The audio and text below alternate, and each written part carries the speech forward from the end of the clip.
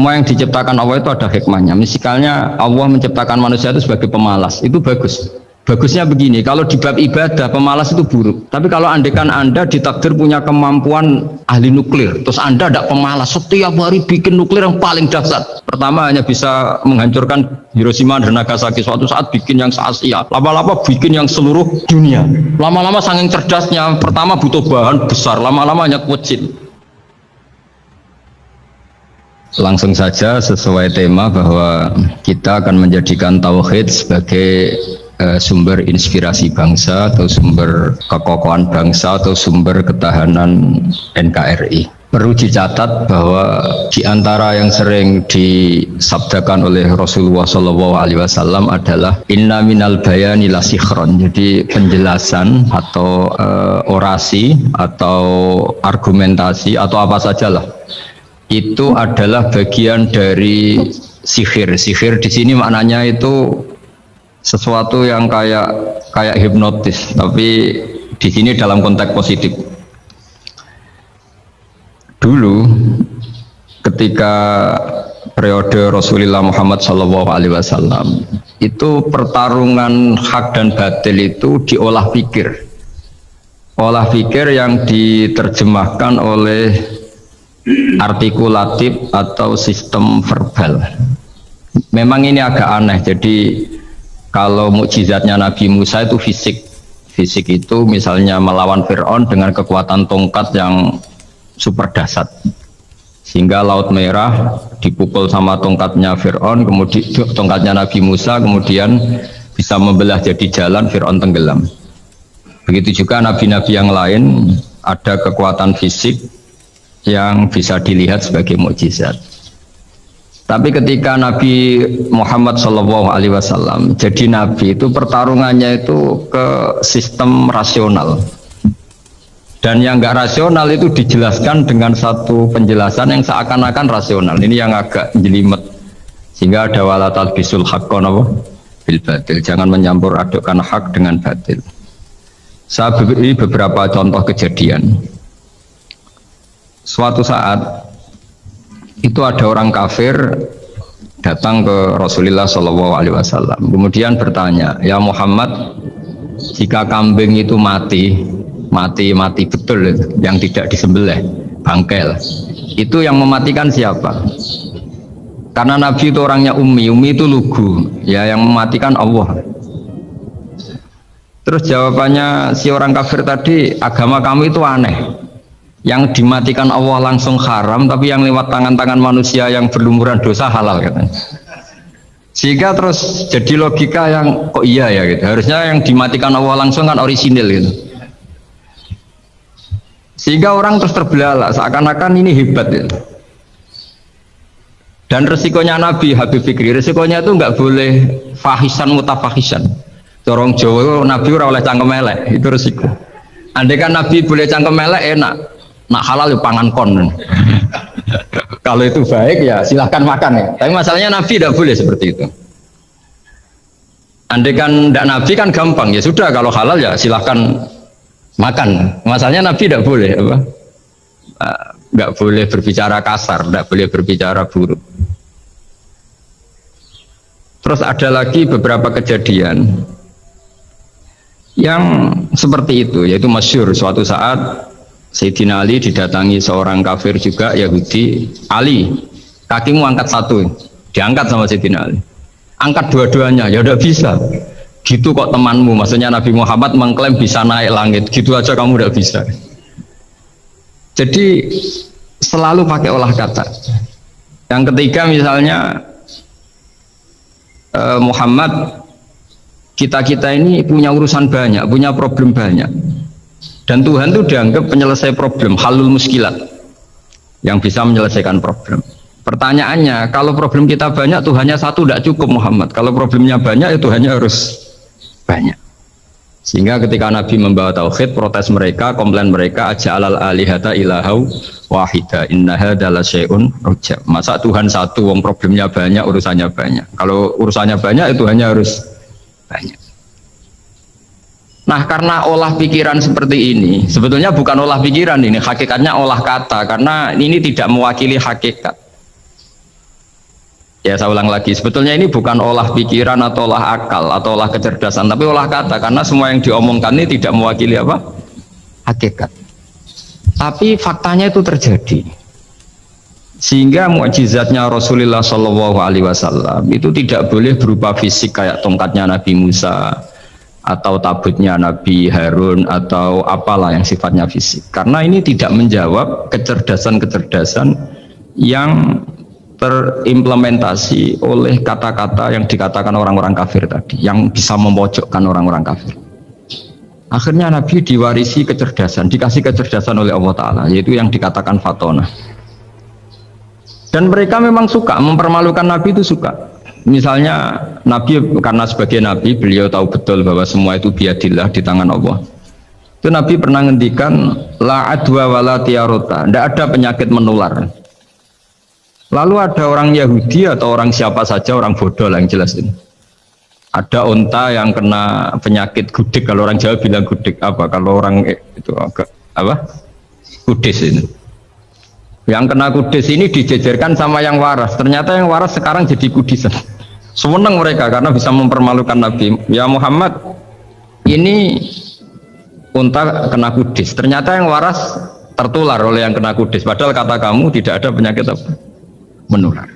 Itu problem-problem jadi Nabi di era Rasulullah Shallallahu Alaihi Wasallam, sehingga Quran datang dengan kecerdasan yang untuk menjawab itu. Makanya Nabi tidak pakai mukjizat fisik tapi mukjizat logika. Akhirnya Nabi diajarin Allah lewat Jibril, yang dikira mereka yakin kalau menang dalam debat. Tapi Nabi balik bertanya, faman a'jal awwala. Jadi terjemahnya, kalau ini kena kudis karena tertular yang ini, lalu ini tertular siapa? Yang pertama tadi. Wah, itu asli mat dari Allah ya, maksud saya itu. Jadi dia ingin contoh yang kedua yang tertular, dengan itu berarti ada penyakit apa? Menular. Tapi Nabi tanyanya faman a'jal awwala, lalu yang pertama kena kudis itu tertular siapa? Makanya kalau sekarang misalnya corona menular itu yang pertamanya dari siapa itu? Tidak tahu itu, ya tidak perlu tahu, tidak bidang kamu. Jadi ini saya mau cerita. Jadi logika-logika yang dibangun orang kafir itu sebenarnya bukan logika, tapi olah kata. Dan orang kafir itu paling pintar, karena mereka itu penyair. Penyair itu kalau sekarang modern mungkin mirip-mirip jurnalis atau mirip apalah, bisa mengubah apa saja. Apa yang sebetulnya baik dikesankan buruk atau sebaliknya. Sehingga ini menyusahkan karena Nabi harus ngendikan hakikat, harus mengatakan sesuatu yang nyata dengan bahasa yang benar, sementara mereka mengatakan kebatilan dengan penjelasan yang baik. Ini ribet kan? Sehingga dalam banyak percekcokan ya, itu susah dicari jalan tengah karena sama-sama mirip, kebenaran ini sama-sama mirip. Jadi misalnya yang masyhur dalam satu peristiwa besar, konflik antara Sayyidina Ali dan Sayyidina Muawiyah, itu konflik yang nggak bisa diedarkan gara-gara kalimat, gara-gara kata-kata. Makanya sekeras-kerasnya pedang atau senjata itu masih keras apa? Kata-kata atau polemik lah atau apalah. Karena sekarang itu agak susah membahasakan. Ketika konflik Ali dan Muawiyah itu ada orang bilang, ya sudah, nahkum bi kitabillah. Sudah, sekarang kita kembali ke kitabillah. Itu mereka megang mushaf. Mushaf ini yang saya pegang namanya mushaf. Seakan-akan itu benar karena orang Islam harus kembali kepada kitabullah. Pertanyaannya, lalu Ali kata Ali, fadharabal mushafa biyadihi. Sayyidina Ali nepuk mushaf ini keras sekali. Sal hadal mushaf, kata Sayyidina Ali. Kalau kita harus kembali ke Quran, coba tanya ini. Mushaf ini ya, mushaf seperti milik saya ini. Akhirnya orang-orang Khawarij bilang, innama huwa warakun wa madadun, itu hanya kertas sama tulisan, bagaimana mungkin kita bertanya? Pas itu adalah orang Khawarij itu orang yang nggak mau ngakui Ali, juga nggak mau ngakui Muawiyah. Dan Sayyidina Ali sama Sayyidina Muawiyah sudah sadar mau bikin mediator, mau bikin solusi jalan tengah. Jadi sebenarnya dua beliau itu orang baik, gara-gara diprovokasi orang Khawarij terus jadi bentrok. Orang Khawarij bilang nggak ada Ali, nggak ada Muawiyah, yang ada adalah kitabullah, yaitu mushaf. Benar, secara zahir benar, memang orang Islam harus kembali ke mushaf. Tapi Sayyidina Ali pinter, sal hadal mushaf. Kalau gitu tanyakan mushaf itu. Ketika Sayyidina Ali dan Sayyidina Muawiyah sudah sepakat bikin perdamaian. Akhirnya singkat cerita, inama huwa rokun wa wadadun, kata orang-orang Khawarij itu hanya kertas dan pena. Kenapa bisa disuruh atau diminta jawaban? Terus kata Sayyidina Ali, enggak bisa toh kamu tanya mushaf, ya enggak bisa. Makanya tanya saya katanya. Akhirnya Sayyidina Ali memberi penjelasan, wa in khiftum shiqaqa bainihima fab'asu hakaman min ahli wa hakaman min ahliha. Jika dua mempelai suami istri itu ngalami konflik, di mana-mana orang konflik itu orang ini serasa seneng nek. Kita kalau sedang marah, semuanya lah kalau sedang marah sama istri itu orang ini serasa seneng. Jadi sing ganteng kira ketok gantengnya ketok elek etok. Sehingga kalau ngomongi anaknya, dasar nakal kok bapak gitu. Bapak ya gitu, nanti dasar cerewet koyo ibu. Makanya alhamdulillah banyak anak kita yang mewarisi nakalnya bapaknya dan nakalnya ibunya. Karena sabdonya mesti seperti itu. Jadi anak kita ini korban cara ngomong kita. Maka kita tidak wali itu harus syukur karena omongannya nggak mandi. Itu kalau kita wali, itu anak kita jadi orang buruk semua. Karena kita ngomong dasar goblok koyo ibu. Dari ibu dasar nakal koyo bapak. Berarti anak kita punya status goblok dan nakal. Tapi alhamdulillah yang ngomong itu tidak wali sehingga diabaikan saja sama Allah. Gak penting. Ngomongannya orang tidak wali itu tidak penting. Makanya tidak wali itu tetap punya sisi positif. Kalau ngomong tidak ngefek. Tapi kalau wali itu direspon sama Allah langsung ya. Tapi kalau wali ya tidak ngomong gitu. Jadi kalau orang nggak suka itu nggak boleh ketemu. Karena tambah benci. Sehingga butuh mediator. Itu sudah, ini termasuk ilmu psikologi Quran. Kalau orang sedang tidak cocok itu nggak boleh ketemu pakai apa? Mediator. Jika suami istri sedang konflik, itu sebaiknya, seharusnya atau sayugjanya itu kirim mediator. Fab'atsu hakaman min ahli wa hakaman min ahliha. Iyurida islaha yuwaffiqillahu bainahuma. Terus kata Sayyidina Ali, wa amru ummati Muhammad a'dhamu min amri rajulin wa imra'atin. Dan urusan umat Muhammad yang kita sedang konflik dengan kekuatan besar dan bisa pertumpahan darah itu lebih ngeri timbang urusan suami dan istri. Itu saja solusinya mediator. Artinya sesepele itu urusan pribadi saja Allah menyuruh ada mediator. Apalagi urusan kita yang lebih dahsyat.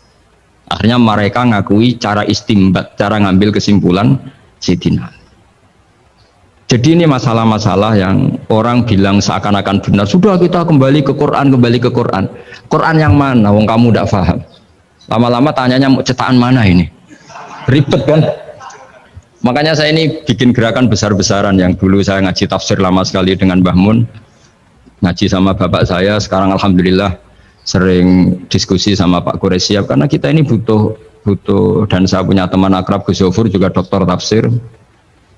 Ya kalau kamu ingin tak sebut ya temannya teman kalian semua untuk mengkaji apa? Tafsir. Itu memang kita butuh. Karena Quran itu teks. Teks itu harus difahami ahlinya karena tapi ketika orang ngomong ayo kita kembali kitab buah, kembali ke kitab buah, itu kembali yang apa? Terus tentang apa? Sehingga banyak orang yang entah saking angkuhnya, entah saking benarnya tidak tahu. Saya tidak mau kembali kepada Quran. Kenapa? Saya tidak pernah keluar, saya di situ. Kembali itu kan sudah keluar baru kembali. Itu entah saking angkuhnya, entah saking benarnya tidak tahu. Mau kamu katakan angkuh yang masuk akal?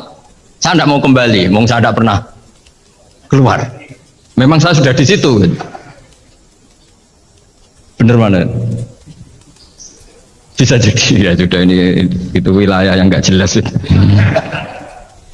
Tapi bahwa mukjizatnya Nabi itu menerangkan sesuatu yang kayak iya kayak enggak. Karena orang kafir itu pintar mengemas kebatilan sebagai kebenaran. Jadi enak zaman Nabi Musa ngadepi Fir'aun yang karuan salah. Nabi Muhammad itu enggak ngadepi satu komunitas yang mereka punya jargon yang seakan-akan benar.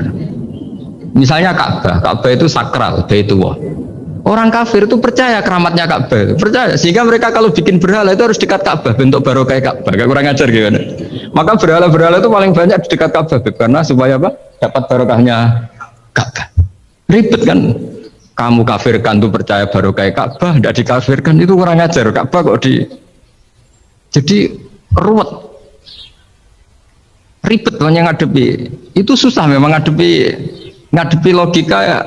Makanya kan apa ya, kayak kita ngerawat anak itu.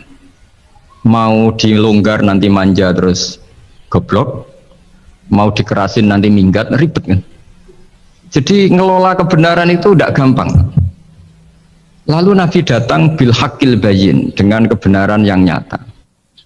Dimulailah dari surat diantaranya lam yakunil ladzina kafaru min ahlil kitab wal musyrikin munfakina hatta ta'tiyahumul bayyinah. Bayyinah itu siapa? Rasulun minallah yatslu suhufam tahara. Orang-orang kafir baik berkategori ahli kitab yaitu Yahudi Nasrani maupun yang berkategori orang-orang musyrikin yaitu orang-orang yang menyekutukan Allah yang non samawi, yang tidak punya kitab samawi, itu tidak mau tercerabut. Munfakin itu tidak mau tercerabut dari akar mereka hatta ta'tiyahumul bayyinah, sehingga datang kebenaran yang begitu nyata, begitu jelas.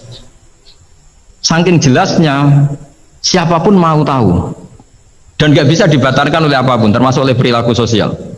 Siapa itu? Rasulun minallah yatslu suhufam mutahhara, itu yaitu Rasulnya Allah yang membaca lampiran-lampiran suci, yaitu Quran. Sehingga Nabi datang dengan analogi pembanding. Orang-orang yang berpikir Tuhan harus banyak karena urusan itu banyak, problem banyak. Lalu Nabi bikin analogi. Andaikan kamu sebagai pembantu yang punya majikan banyak, perintahnya beda-beda, kamu mau enggak? Ya enggak mau, enggak enak Muhammad kalau punya bos banyak, perintahnya beda-beda, semuanya egois harus dituruti, enggak mau. Enak mana sama punya majikan satu? Enak satu Muhammad. Ya sudah, Tuhan kamu itu majikan kamu. Kalau banyak-banyak bingung kamu, perintahnya banyak nanti. Terus mereka mau, ya sudah Tuhannya satu saja. Jadi karena mereka mau enggak mau, harus berpikir kalau Tuhan banyak berarti perintahnya banyak, memuaskan satu Tuhan dibenci Tuhan yang lain, memuaskan yang lain dibenci yang lainnya, pokoknya ribet. Hari ini minta dilayani, Tuhan yang satu minta dilayani, itu kan ribet. Jadi Nabi itu pakai logika yang gampang. Makanya ketika Allah menjelaskan itu, ketika Allah dorobawa masalar rojulan fihi syuraka umutasakisuna wa rojulan salamal dirojul hal yastawiyani masalah. Alhamdulillah, Allah bikin satu perumpamaan. Ada orang yang punya majikan banyak, yang satu punya majikan hanya satu. Hal yastawiyani masalah, nasibnya enak mana? Enak yang punya majikan satu karena standarnya jelas, SOP-nya jelas. Akhirnya mereka sadar, oke, Muhammad Tuhannya satu saja. Lalu dalam pertanyaan-pertanyaan yang lain, misalnya tadi masalah Sayyidina Ali, masalah dibully lah kalau sekarang itu Nabi menjawab ya dengan rasional. Karena mau tidak mau. Karena Nabi tidak dibolehkan pakai mukjizat zaman itu. Untuk awal-awal jadi Nabi itu nggak boleh pakai mukjizat. Karena mukjizat itu punya sisi yang sangat-sangat fatal, yaitu kalau Allah sudah menurunkan mukjizat, itu sekali nggak diimanin itu harus ada azab. Nabi ingin umatnya itu nggak kena azab. Makanya ketika Allah Ta'ala wa ma mana'ana an nursila bil ayati illa an kadzdzaba bihal awwalun. Cara terjemahan bebasnya gini, Muhammad, saya tidak ngasih mukjizat kamu kayak Nabi Musa, kayak nabi-nabi sebelum kamu yang berupa fisik. Itu problemnya satu, sekali saya menurunkan mukjizat, tren umumnya ini didustakan. Ketika didustakan, saya punya alasan menyiksa, wong sudah tak perlihatkan sebegitu jelas kok tetap didustakan. Maka sekali saya menurunkan mukjizat, kata Allah, wa ma nursilu bil ayati illa takhwifa. Saya memberikan satu ayat itu hanya warning, hanya peringatan bahwa ini akan ada bahaya azab. Sehingga karena pilihannya itu Nabi milih gak ada mukjizat yang seperti nabi-nabi sebelumnya, milih mukjizat yang ilmiah, yaitu Al-Quran yang kita warisi sampai sekarang, alhamdulillah. Karena kata ulama-ulama, nah ini pentingnya penjelasan, andaikan mukjizat kita itu hanya tongkat, maka hanya ada di museum. Kita lihat tongkatnya Nabi Musa, mungkin klaimnya ada di Turki. Mukjizat tabut kita lihat lagi di mana lah tempat di museum apa. Tapi kalau mukjizatnya Al-Quran, itu umatnya Nabi akan merasakan nikmatnya ila yaumil kiamah. Misalnya kita dalam bersuami istri atau dalam berkeluarga atau dalam bermasyarakat, Itu Quran kalau nasihati kita gampang sekali. Misalnya wa ashiruhunna bil ma'ruf fa in karihtumuhunna fa asa an takrahu syai'a wa ja'alallahu fi khairan katsira. Sudahlah kalau sama istri itu yang baik. Jika ada watak istri yang kamu nggak suka, dalam ketidaksukaan kamu itu ada kebaikan yang banyak. Kamu nggak suka karena kalau istri kamu sering marah, kamu nggak suka. Sukanya yang senyum. Tapi kalau senyum terus sama orang lain juga senyum, ribet kan kamu. Jadi sudah anggap saja ada hikmahnya. Semua itu ada hikmahnya. Kalau istri kamu marah tidak kelihatan marahnya, dipendam, itu nggak ekspresif. Cara akting sinetron nggak masuk itu. Tapi kalau marah kelihatan marahnya itu ekspresif, itu kecerdasan, itu Pak. Bisa menumpahkan keinginan. Oh itu bagus ini. Jadi disuruh lihat sisi apa? Positif. Imam Syafi'i itu pernah ketemu seseorang yang di depan beliau cium tangan hormat. Suatu saat dikasih tahu sama santrinya yang lain, orang yang mencium kamu wahai Imam Syafi'i itu di belakang ngerasani kamu, bully kamu. Kata Imam Syafi'i, baguslah. Kenapa? Berarti saya wibawa, di depan saya tidak berani. Jadi enteng. Beliau dikasih tahu, tetangga kamu banyak yang benci engkau ya Imam Syafi'i. Baguslah, tidak akan utang saya. Justru yang kenal-kenal itu yang utang-utang itu. Jadi enteng terus. Jadi dunia ini dianggap gampang saja. Coba kalau istri kamu sedang rukun sama sedang marah itu murah mana? Murah marah. Kalau rukun minta ke mall posek. Jadi ulama dulu itu murah mana? Marah sama rukun. Kalau sedang harmonis minta kemana? Mahal kan? Kalau pas marah. Jadi ulama dulu itu lucu apa ya? Gampang sekali nanggapin sesuatu itu. Imam Abu Hanifah itu kalau ketemu yang utang beliau itu dia yang sembunyi karena malu. Kalau kita kan enggak yang sembunyi yang utang. Kalau Abu Hanifah enggak. Yang sembunyi itu Abu Hanifah. Kasihan dia malu kalau ketemu saya, kan masih punya utang saya. Itu kalau kamu ingin jadi wali itu gitu. Kalau ketemu yang utang kamu, kamu yang lari. Itu bisa bank tutup karena yang lari yang utangin.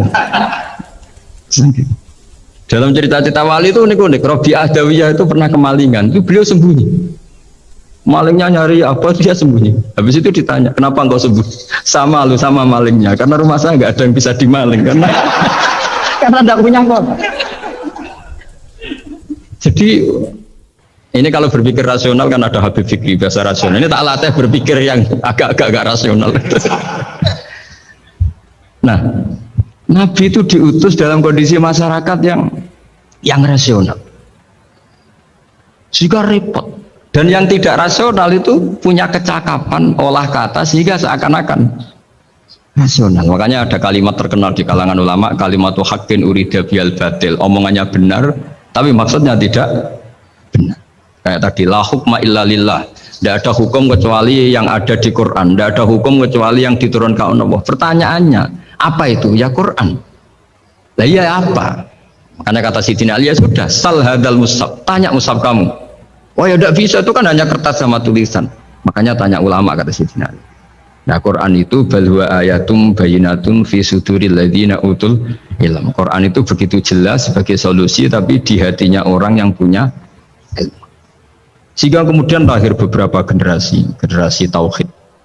Yang paling masyhur dimulai tauhid itu yang masyhur ya, yaitu adalah ketika ada orang namanya Muhammad bin Jubair bin Mut'im. Itu bapaknya Muhammad ini namanya Jubair bin Mut'im. Itu dia orang kafir, masih kafir.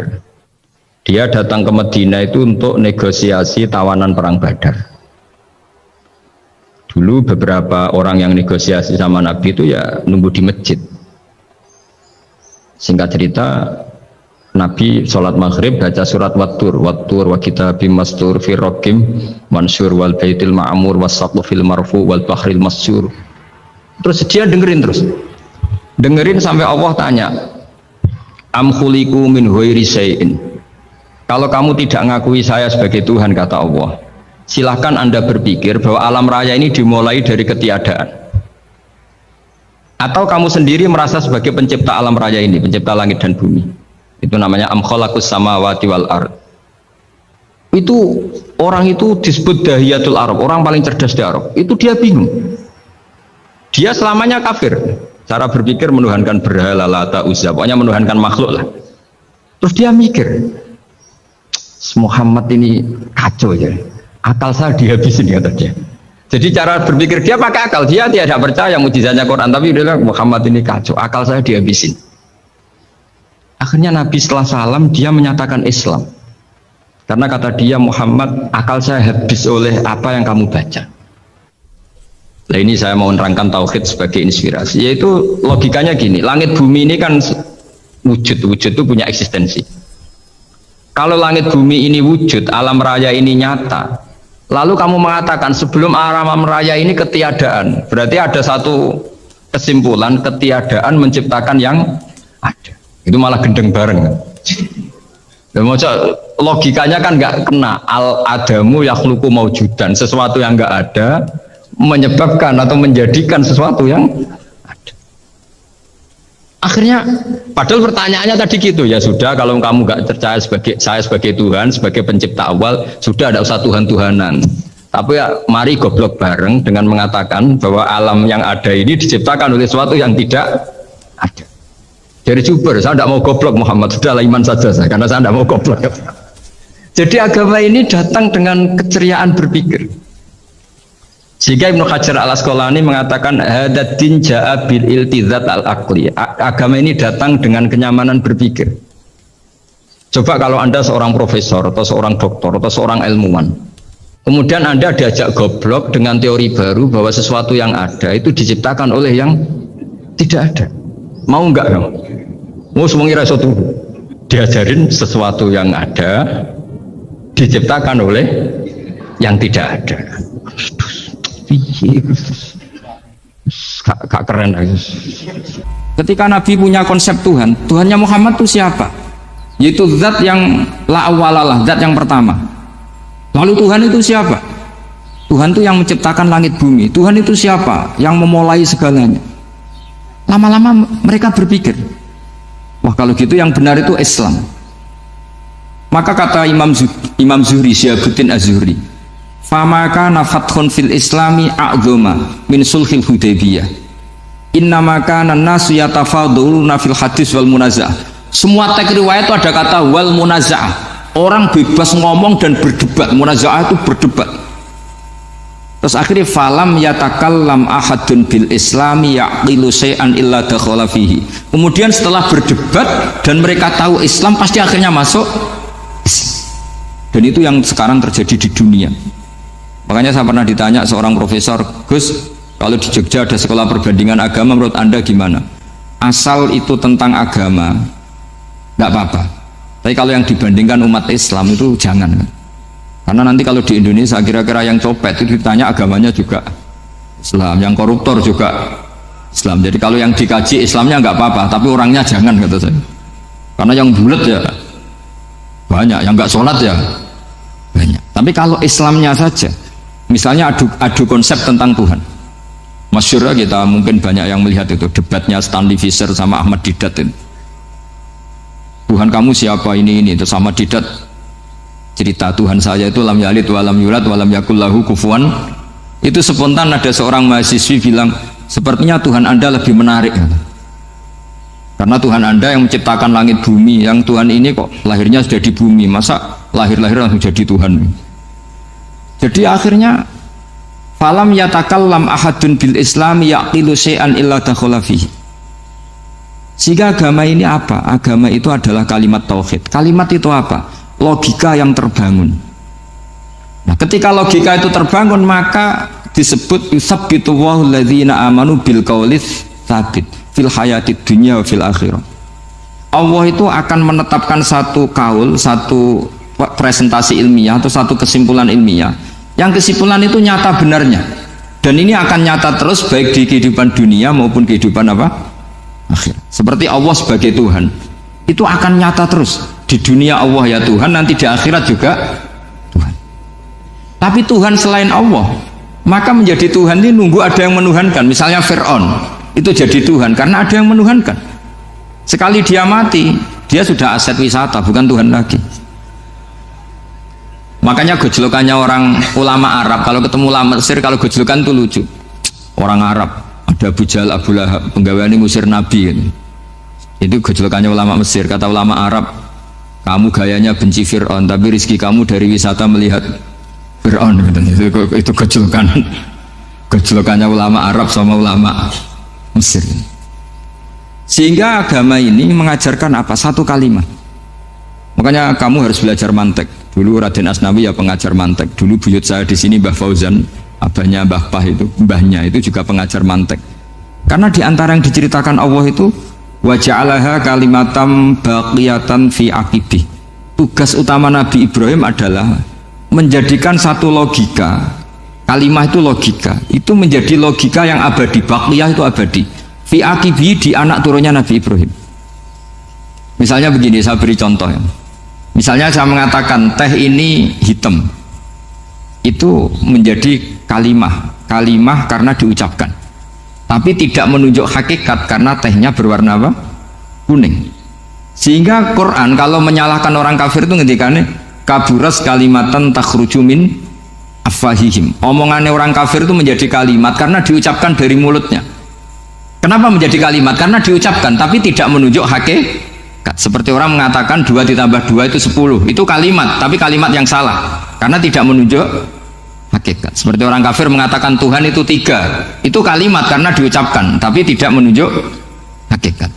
Tapi ketika seseorang mengatakan Allah itu Tuhan, Tuhan itu satu, itu disebut kalimatu haqqin 'alaiha nahya wa 'alaiha namut. Bagian disebutkan wa ja'alaha kalimatam baqiyah. Kenapa kalimat tauhid itu kalimat yang abadi? Karena Allah sebagai Tuhan di dunia juga sebagai Tuhan di akhirat, dan selalu Tuhan pada masa yang tidak terbatas. Itu disebut wa ja'alaha kalimatam baqiyah. Kemudian umatnya Nabi mengganti kalimat yang gampang. Allah punya sifat baqo, punya sifat akhir. Maksudnya akhir itu la akhirolah. Terus semuanya. Yang paham ya alhamdulillah, yang enggak paham dikon ngapal wujud kidam baqo mukhalafatul khawadisi qiyamuhu binafsi wahdaniyat kudrat iroda. Wes paham. Langkok sing rada alim terus roh bedane iki sifat ma'ani iki maknawiyah. Cara Mu'tazilah ngene, cara ahli sunnah ngene. Wah itu sudah kejlimetan baca. Sementing pokoke wujud hitam. Nah, kenapa yang pertama yang disebut wujud? Karena yang membedakan kita dengan paham ateisme itu ya sifat wujud. Yaitu mereka mengatakan alam raya ini dimulai dari ketiadaan.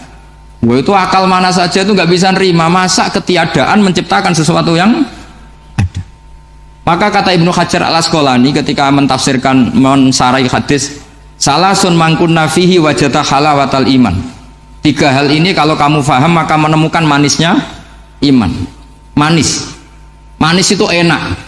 Terus kata Ibnu Hajar al-Asqalani, saya masih ingat betul dalam sarahnya Fathul Bari, wa yusamma inda ahlil aql, misalnya al-iltizat al-aqli. Agama ini mengajarkan kenyamanan cara berpikir. Coba kalau sampean seorang doktor atau seorang profesor atau seorang pinter, kemudian kamu dipaksa mengimani bahwa alam ini diciptakan oleh ketiadaan, itu bisa tidur gak? Oh tidak bisa tidur. Sampean misalnya orang pinter dididik di kampus atau dididik di pondok, alam ini yang wujud, yang menciptakan itu sesuatu yang tidak wujud, kamu bisa tidur gak kira-kira?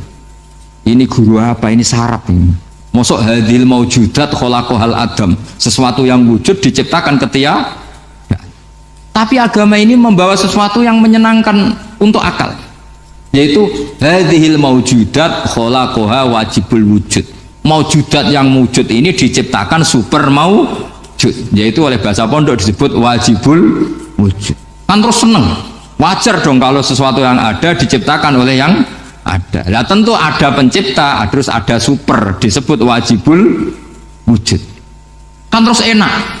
Nah itu kata Ibnu Hajar al-Asqalani disebut wajada halawatal iman. Sehingga kita tidak usah khawatir. Makanya saya itu termasuk orang yang nggak khawatir. Apapun rusaknya dunia ini, kacaunya dunia ini akan kalah dengan kalimatut tauhid. Karena kalimat ini ketemu apa saja pasti menghancurkan. Yaitu disebut bal naqdhifu bil haqqi 'alal batil fayadmaghuhu fa idza huwa zahid. Kalimat hak ini akan menabrak apa saja, dan yang ditabrak pasti hancur. Makanya sama tidak usah khawatir misalnya ada negara ateis di Cina, di Korea, kita yakin asal yang diteliti itu agama Islam, pasti menang. Nah yang susah kalau yang diteliti orang Islam, itu susah. Karena yang copet kadang-kadang ya umat, apalagi di negara yang mayoritas muslim, nanti copetnya, premannya, koruptornya semuanya beragama Islam. Makanya kita hanya punya pilihan dua itu, umat Islam dan Islam yang kumat itu dok. Kalau tidak umat Islam ya Islam yang kumat. Tapi kalau kalimat tauhid itu kalimat yang aman, tak jamin 100%.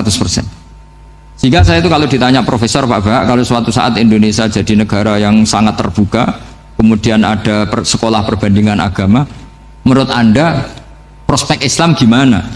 Saya jawab, asal yang dikaji Islamnya bukan orangnya, pasti Islam tetap prospek. Asal yang dikaji apa? Islamnya, bukan orangnya. Kemudian lahir ulama-ulama baru yang cara ngarang sama. Ini kitab yang dulu saya ngaji sama Syekhina Kiai Maimun Zubair Mbah Mun. Itu kemudian ulama-ulama baru, kata Yai Mbah Mun itu juga bapak saya sering pesen, orang itu harus tahu zaman. Menerangkan tauhid itu kalau ulama dulu itu dimulai dari kalimat yang mungkin yang ngaji saja bingung. Al-alam mutawir wa kullu mutawir hadis la buddha mim muhdis. Itu sampean dengar mesti anggap jimat, itu apa itu doa apa gitu. Doa jalbu rizki apa gitu. Padahal itu logika. Tapi terus ulama-ulama modern itu ngarang seperti ini ada gambar. Ini kitab yang saya dulu ngaji sama Mbak, itu digambar seperti ini. Maksudnya digambar seperti ini gini, penjelasannya gampang. Sampean kalau gambar seruat apapun, misalnya gambar gedung tingkat 5 atau gambar gunung atau gambar apa saja, buat seruat apapun gambar itu dimulai dari satu titik. Jadi hadhil awalim kulluha, bahwa alam semua ini dimulai dari nuqtatil wujud, ada titik wujud.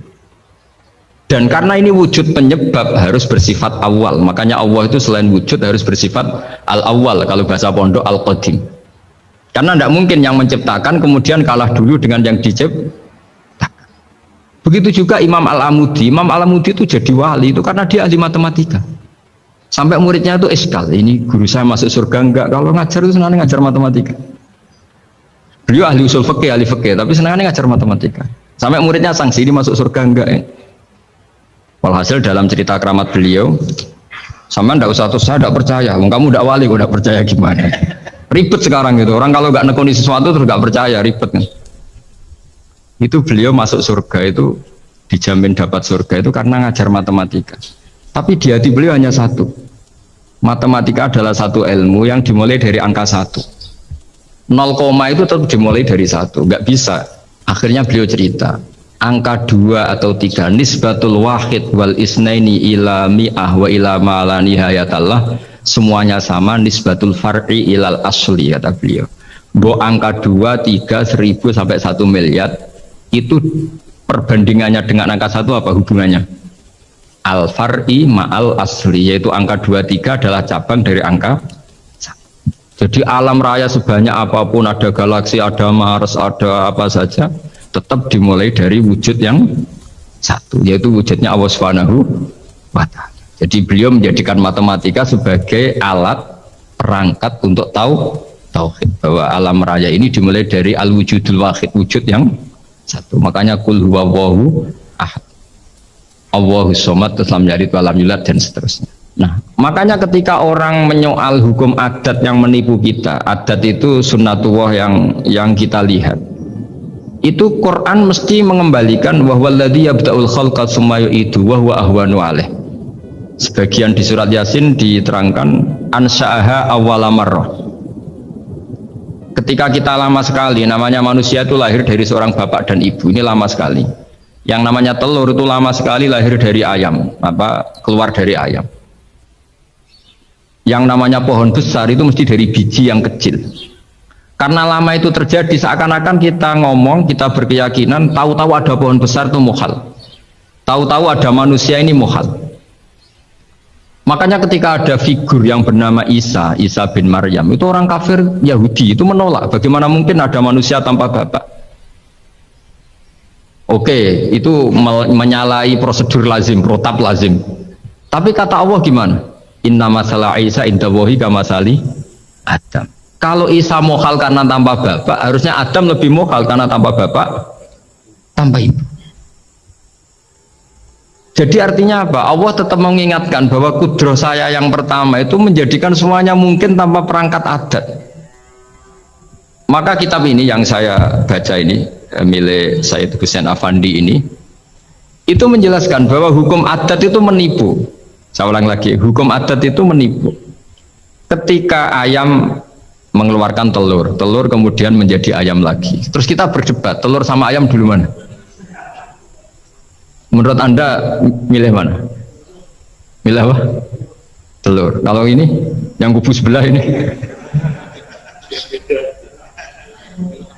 Ayam apa telur?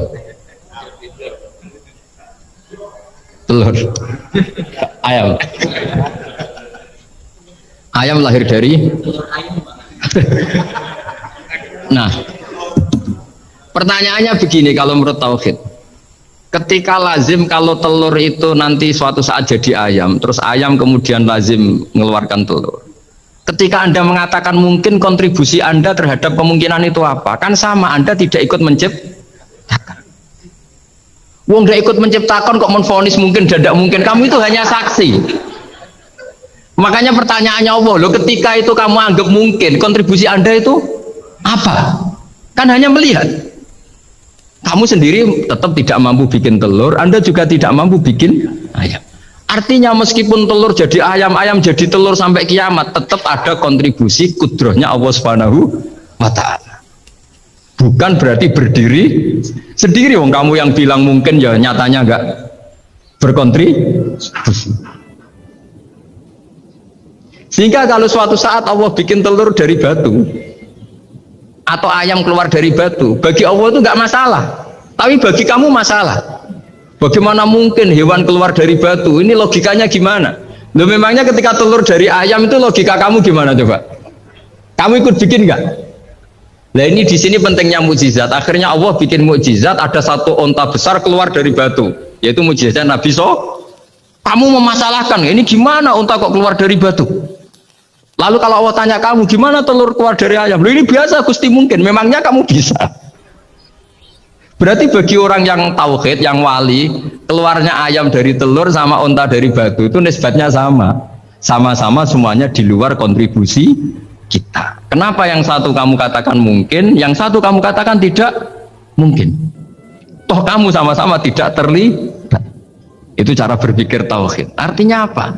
Orang-orang wali atau orang-orang alim meskipun melihat telur keluar dari ayam tiap hari tetap subhanallah, subhanallah, Allahu Akbar. Karena ini keajaiban. Tapi kamu kan enggak taunya ajaib itu yang aneh-aneh itu. Makanya banyak cari kiai aneh yang gondrong, yang enggak pernah mandi, gara-gara kamu itu suka aneh itu gara-gara. Dong ini ya. Dong itu tahu ya. Jadi buat sesering apapun alam raya ini ada siklusnya. Biji jadi pohon, pohon kemudian mengeluarkan buah-buah ada biji. Semuanya yang berkontribusi hanya kudrohnya Allah Ta'ala. Tidak mengikat Allah. Allah bisa bikin tanpa itu semua. Makanya Allah selalu memperbarui mukjizatnya. Termasuk ada onta besar keluar dari batu. Yaitu mukjizatnya Nabi Soleh. Kamu nggak boleh menyoal ini mukhal. Mukhal gimana? Karena itu nggak mungkin. Ukuran nggak mungkin apa? Kamu nggak bisa bikin kan? Sama telur keluar dari ayam kamu bisa bikin. Sama-sama enggak.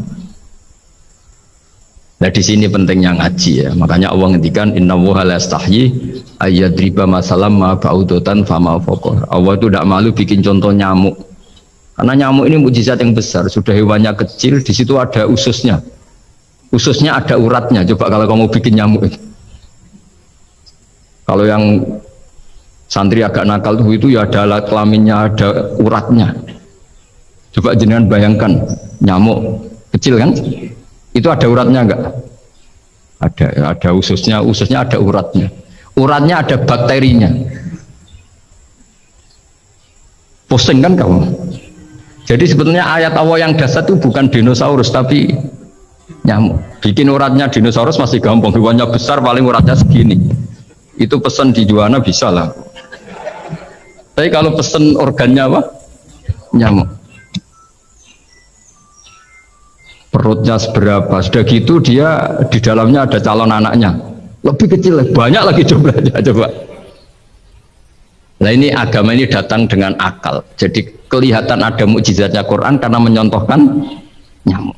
Dan kelihatan mukjizat kalau dijelaskan pakai logika. Yaitu kayak apa susahnya bikin nyamuk. Sudah kecil, ada organnya, organnya ada uratnya, uratnya ada kumannya, kumannya ada uratnya.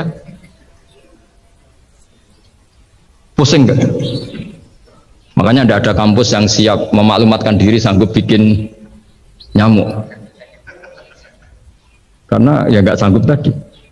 Lah itu mukjizatnya Quran. Jadi agama ini ketika ulama-ulama ja'a bil iltizazil aqli. Agama ini datang dengan kenyamanan berpikir.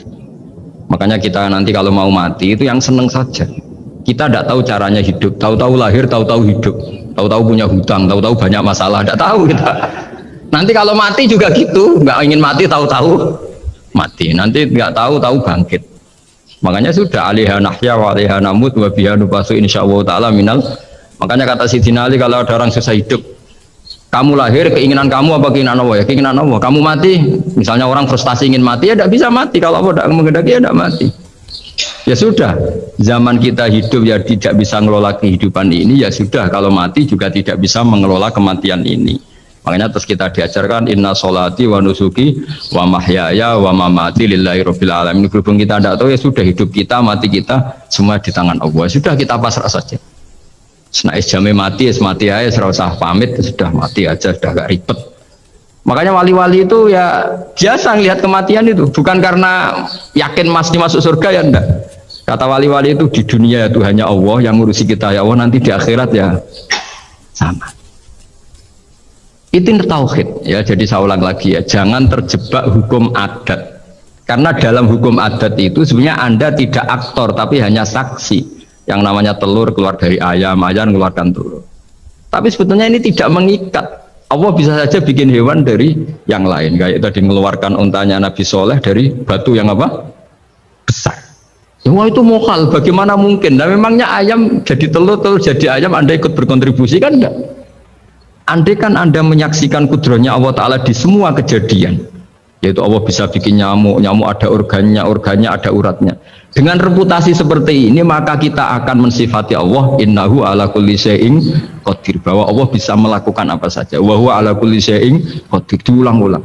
Sama Indonesia yang sekarang seperti ini, yang kata orang ada yang bilang terbelakang, ada yang bilang tertinggal dari Eropa. Mungkin dalam kudrat Allah untuk bikin Indonesia lebih makmur dari sekarang, bisa mengalahkan negara-negara yang lain.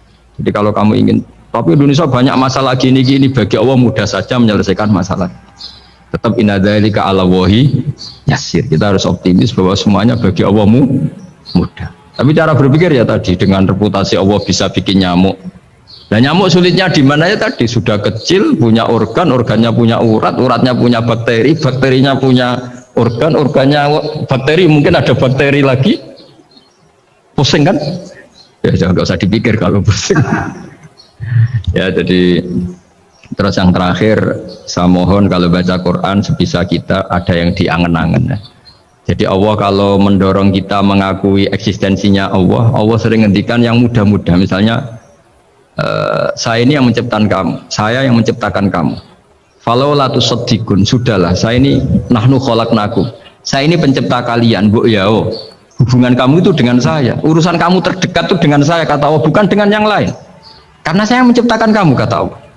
Tapi kita ini aneh, jadi manusia itu aneh. Dengan zat yang menciptakan kita tidak punya urusan, dengan yang tidak terkait dengan kita punya urusan. Itu kan aneh. Dan Allah kalau menerangkan itu gampang. Terus bagi manusia yang kumo luhur, yang angkuh, seakan-akan bisa menentukan segalanya. Falaula in kuntum ghairu madinin tarji'unaha in kuntum shadiqin. Kalau kamu orang hebat, Bu ya, oh, ketika nyawa kamu mau keluar tuh kamu tahan supaya kamu nggak jadi mati. Nggak keren kan orang hebat kok mati katanya. Kamu sombongnya kayak gitu, seakan-akan bisa ngatur dunia, menaklukkan dunia. Ternyata kamu mati. Harusnya nggak usah mati dong. Kata falola in kuntum ghairu madinin tarji'una in kuntum shadiqin. Makanya falola idza balaghatil khulqum wa antum khina idzin tangdur. Mbok ya orang-orang yang keren, yang merasa hebat, yang biasa ngatur dunia, mbok ya ketika mati itu jangan mau. Ya ini sensitif wilayah. Ya saya kira demikian ya, semoga lewat ngaji ini kita kembali ke tauhid yang benar lewat penjelasan-penjelasan yang akli, yang rasional. Saya pastikan agama ini datang dengan al-iltizatul aqli, kenyamanan berpikir. Kayak apa susahnya kita dengan jadi ateis? Karena harus punya rumus bahwa yang ada diciptakan oleh yang tidak ada. Itu kan jadi aneh. Makanya ukuran iman salasun man kunna fihi wajada halawatal iman. Ciri utama iman itu nyaman, halawah itu manis karena ya itu tadi apa yang dibawa oleh Quran dan hadis sesuai akal kita. Maka masyhur di kalangan para ulama ada pepatah laulam yakun maja'a bihi Muhammadun dinan lakana fi aqlin nasi hasanan. Kalau saja Muhammad tidak maklumatkan kalau ini agama, akal pun akan setuju bahwa yang dibawa itu hal yang luar biasa. Karena agama ini tidak lam yusodim al-aqla, agama ini tidak akan menentang akal. Liqaumi ya'qilun liqaumi yatafak. Kalau ada orang bilang akal saya itu menolak paham agama, itu akalnya yang perlu dicek. Ada masalah itu pasti. Gini ya, jadi kalau misalnya IT atau teknologi apapun, Islam datang itu kan ngatur ketentuan efek ya. Misalnya mudahnya komunikasi bagi orang yang soleh mungkin terus dipakai ngaji, dipakai kebaikan, dipakai menjaga NKRI. Bagi yang tidak baik, dipakai alat selingkuh, alat memecah belah bangsa, dipakai alat adu domba. Jadi Islam datang ya sudah ketentuannya yang dipakai maslahat itu halal, yang dipakai madarat itu haram. Islam hanya ngajari itu, tapi bahwa penemunya yang menjadikan semuanya mudah. Dulu kita nelpon hanya dengar suara, sekarang pakai apa bisa tatap muka. Itu dianggap ilmu yang objektif, belum punya akibat. Nah nanti akibatnya tadi kalau nelpon yang apa itu, yang kelihatan wajahnya apa namanya istilahnya itu, video call. Kalau kamu sama guru kamu sama ibu kamu ya ibadah. Jadi kalau sama selingkuhan kamu ya dosa kan gitu. Islam hanya membahas itu, tapi nanti ya kan memang hukumnya hanya itu kan. Kalau dipakai positif ya bagus, kalau dipakai negatif ya buruk. Nah Islam tidak boleh terus disalahkan. Ini akibat teknologi maka orang mudah selingkuh. Sebelum ada teknologi yang selingkuh juga sudah banyak. Sekarang ngaji gampang karena ada apa telekonferensi gini-gini. Mulai dulu yang suka ngaji, yang ngaji gampang karena kadang kiai ya tetangganya. Nggak jauh-jauh juga banyak orang benerin. Jadi ini kan urusan niat. Meskipun semuanya mudah, kalau nggak ada niat juga susah. Tapi kalau kita yang ngaji tauhid, ngaji hikmahnya Allah. Semua yang diciptakan Allah itu ada hikmahnya. Misalnya Allah menciptakan manusia itu sebagai pemalas, itu bagus.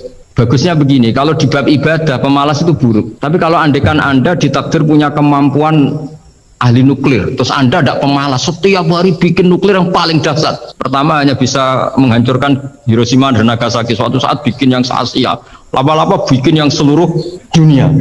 Lama-lama saking cerdasnya, pertama butuh bahan besar, lama-lama hanya kecil, ribet kan. Barokahnya pemalas, ngantor, baca koran, ngantor, ngerumpi, sehingga yang bagian nangani nuklir itu tidak pinter-pinter banget. Itu bahaya tuh kalau pinter banget itu, karena efeknya itu sama. Sekarang kan ada kacamata pinter beda.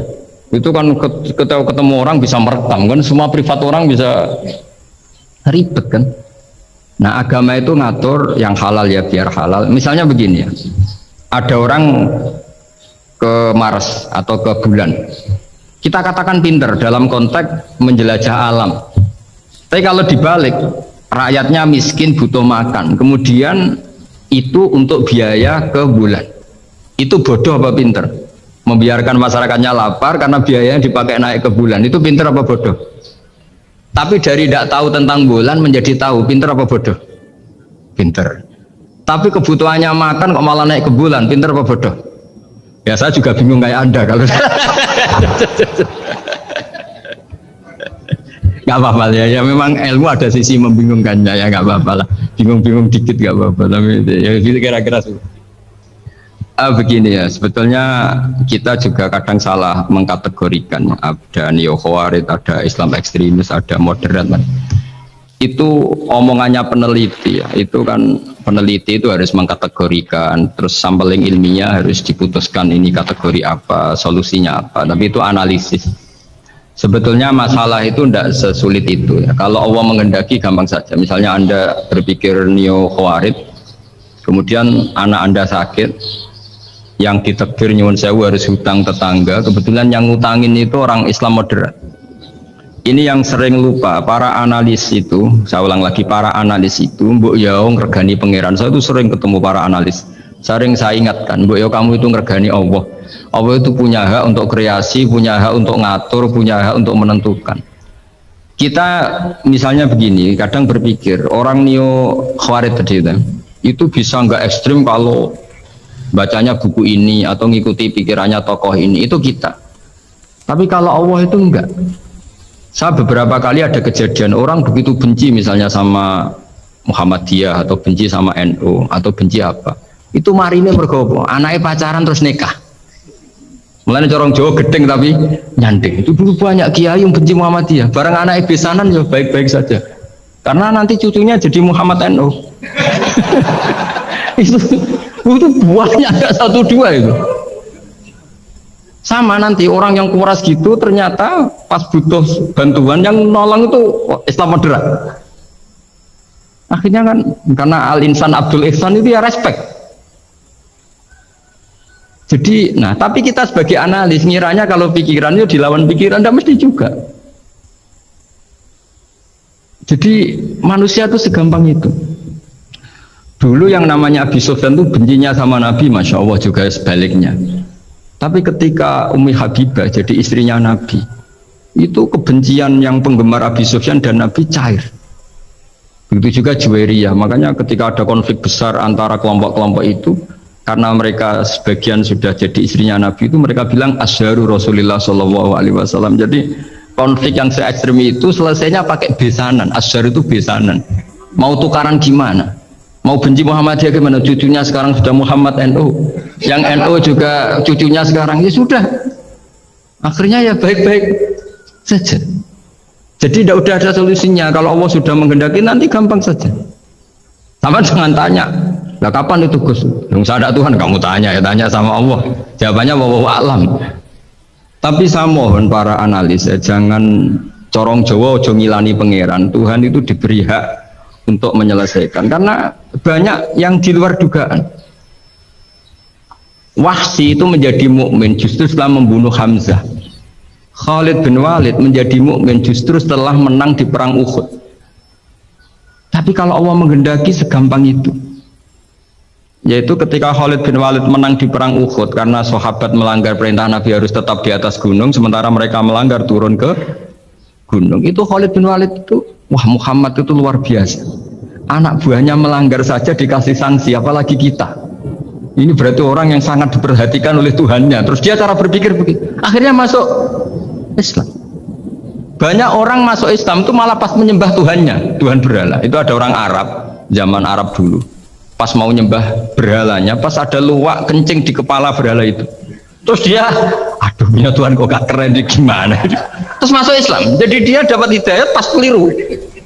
Kalau dalam cerita kewalian ya Sunan Kalijogo itu, dia jadi muridnya Sunan Bonang. Kenalan pertama karena begal Sunan Bonang. Pas begal malah jadi murid.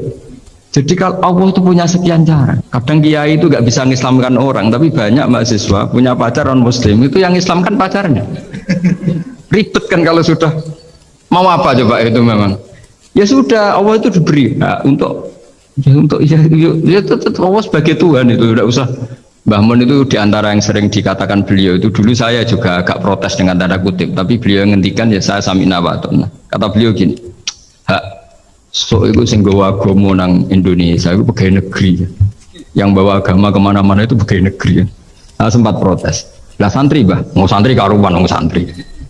Tapi setelah saya jadi kiai, ya bebas lah saya jadi kiai. Ini kan sudah jadi kiai betul, sudah jadi kiai betul. Tanpa SK loh. Kalau komisaris pakai SK, kalau kiai itu nggak usah SK. Setelah saya jadi kiai itu sering ada tamu dokter, ada tamu tentara, ada tamu pegawai-pegawai negeri. Itu bilang, saya ini dokter, karena saya dokter. Kadang datang di pedalaman Papua, NTT itu kan atas nama dokter, yaitu di puskesmas desa-desa tertinggal. Karena mereka Muslim berkebutuhan Islam, yaitu ada sholat, ada masjid, ada akhirnya dibikinkan. Dan orang ke sana, orang di sana yang mau apa coba? Wong itu negara. Coba kalau yang datang kita sebagai kiai, dianggap misionaris kan? Artinya begitu juga di Belanda, misalnya atau di New Zealand atau di Jerman. Saya punya banyak kawan yang turun di kedutaan. Gara-gara persahabatan, mereka duta besar, mereka Muslim. Gara-gara Muslim berkebutuhan bikin Akhirnya di negara-negara non-muslim juga banyak masjid, dibikin kedutaan, dibikin mahasiswa. Nah, tapi kalau kita jadi analis, mungkin kita hanya agama ini diajarkan oleh ulama, dibawa oleh santri. Tapi tidak seperti itu. Nyatanya Allah dengan kehendaknya bisa saja menyalurkan agama ini lewat PNS, lewat macam-macam. Jadi Allah itu maha kuasa. Makanya kita ini hanya bersaksi bahwa innallaha ala kulli syai'in. Nah, kita sebagai kiai memang bantu mengenalkan ahkam fikihnya yang detail-detail itu. Tapi kalau yang menyebarkan Islam itu Allah punya cara. Saya kemarin pas ketemu Habib Quraisy, di antara yang diceritakan itu, orang Inggris itu kadang kenal Islam itu ya lewat Muhammad Salah itu, pemain bola itu. Karena mereka tidak ingin ngamati kiai, yang ingin diamati pemain.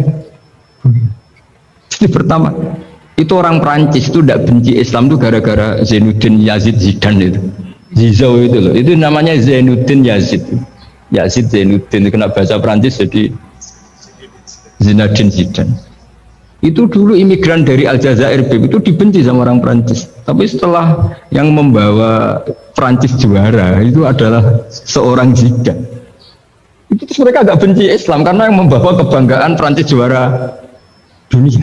Apalagi kalau nggak salah pas itu ada 3 pemain Muslim Prancis. Orang ngira orang Prancis tidak benci Islam kan nunggu toleransi beragama lewat buku-buku toleran. Ternyata enggak, karena pemain bola aja Pak. Kalau mau menghendaki sampai jurnal-jurnal di Prancis setelah juara dunia, siapa bisa membenci orang Aljazair? Mereka harga kita, mereka martabat kita. Padahal dulu pandang sebelah. Dulu itu orang di Inggris, pemain Inggris itu kalau mau sholat susah, mau puasa susah. Terus mereka ingin minta hak puasa kalau musim puasa. Tapi menjadi mudah di luar dugaan. Manchester City dibeli Sulaiman Al-Fahim. Ya sudah, mau apa coba manajernya yang punya Muslim? Nah, larang sholat tak pecat kan? Ya akhirnya ya malah ada masjid. Pelatihnya kalau ada yang puasa gitu, monggo dari akan mau apa coba? Segampang itu kalau Allah mengubah dunia. Makanya disebut ya mukhawwilal ahwal khawil ahwalana ila ahsanil hal, ya muqallibal qulub sabit qalbi ala dinik. Ya udah, pokoknya semua itu ya kita ikhtiar tapi tetap yakin Allah yang punya cara. Dalam sejarah yang terkenal Islam masuk Indonesia itu tidak lewat ustadz, lewat pedagang. Versi ya sejarah yang terkenal meskipun banyak versi. Gara-gara ada pedagang, mereka Muslim, mau tidak mau ya tetap berkehidupan Muslim. Berhubung kehidupan Islam itu menarik, simpatik, akhirnya banyak yang menjadi Islam. Jadi ya sudah seperti itu. Saya kira demikian. Assalamualaikum warahmatullahi wabarakatuh.